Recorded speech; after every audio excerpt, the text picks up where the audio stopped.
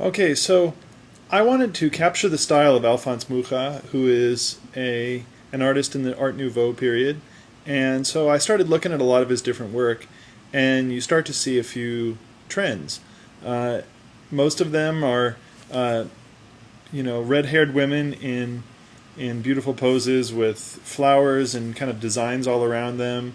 A lot of times he has a big circular backdrop behind the women.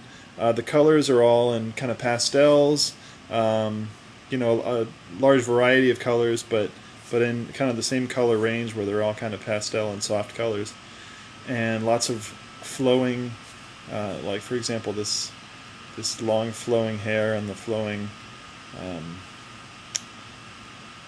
silk or whatever she's got seems to be trademark of his, and also just these round circles you see all through. So I wanted to capture that type of vibe, so I went searching and I found a picture of a model who was posing dressed up as if she were a model in a Mucha picture. And so I put her into Photoshop here, and then I put on a black background, and I just threw on some real basic circles. And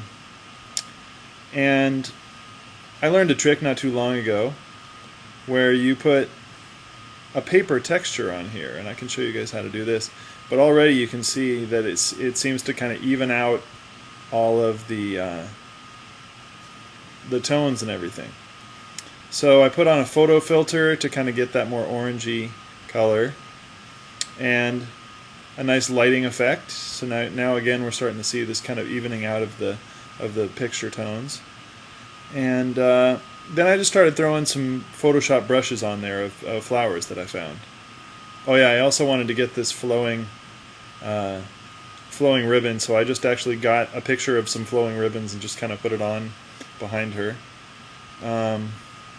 But here we have just like a circle of flowers that I found, and some more Photoshop brushes to kind of bring up the floral vibe going on, and some more just to make it really outrageous.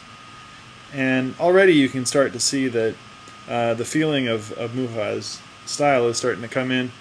I did a search for some Art Nouveau fonts, and I found this one that really kind of captures the time period, and I think that's all my layers. And so you can see that now I have an image that tries to emulate the style of Mucha. So I can take this picture now and put it in my iWeb, and it will be the basis of my whole design. So let's see, I don't have iWeb open. Right, I'm going to close this and save it, and let's open my iWeb.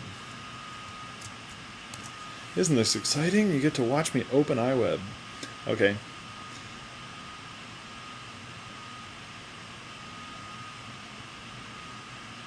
Now one thing, when you're doing web design in Dreamweaver or in Freeway or in iWeb, the basic focus is the same. A lot of people nowadays are designing their whole background like in Photoshop and then adding the links and things in their web design program. So now you can see basically the picture that I just made is now the background for my website.